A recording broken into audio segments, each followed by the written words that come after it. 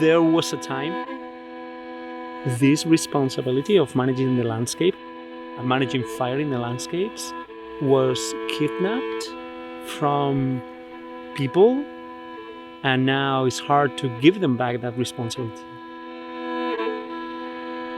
Historically, this would have been a land of fire. 6 or 7 million acres annually needs to be burning in California.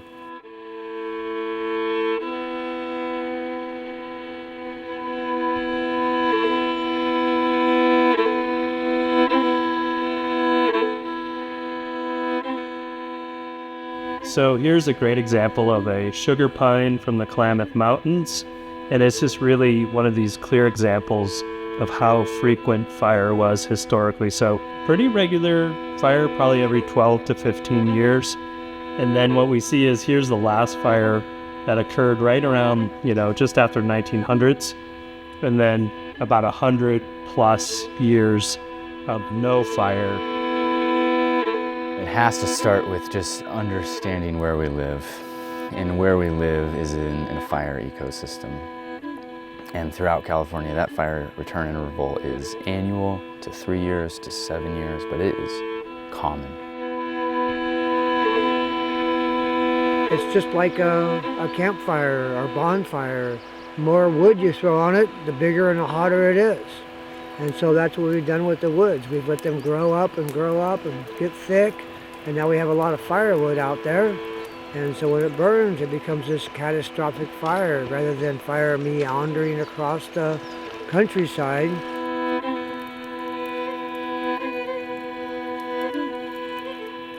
If they caught a native person lighting fires intentionally, you would be either sent to prison or you could be killed. So you had to do that kind of stuff in secrecy. It was a huge break in our cultural likeways, and it has really affected people deeply. Like, a lot of them don't really know who they are as Native people, because at one time it was dangerous to be able to do those things or even hold that knowledge, but some people did hold on to it. Cultural fire to me is it's a part of our identity of who we are. It's our way of life, and cultural fire is healing the land, finding the right needs for these plants so that way they can grow and be good medicines and food sources for us and be healthy.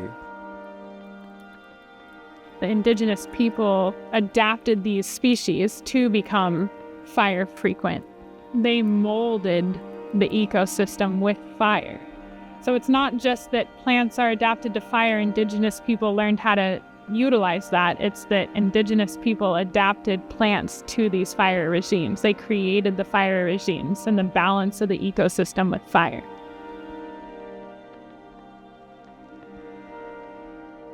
Fire is not a problem. Fire is not the cause. Fire is not the reason. Fire is just a tool. The main thing is the landscape management. How we manage the landscape, that's the important thing.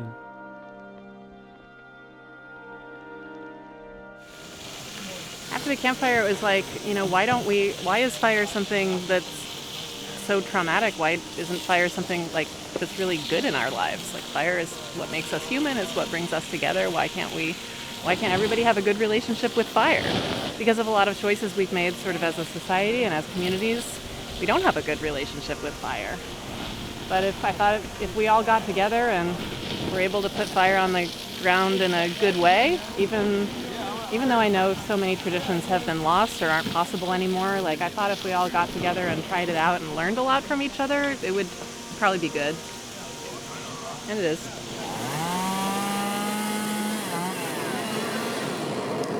This is something I can do the fun parts of fire without the red lights and sirens. And it's a sense of community. I come together with all these people. We all have a common goal in mind. We all get together, we serve, we work, we sweat, and then we eat. And all of that together, it serves the function of any good church. You're going to make bonds and friendships that are going to be forged in fire.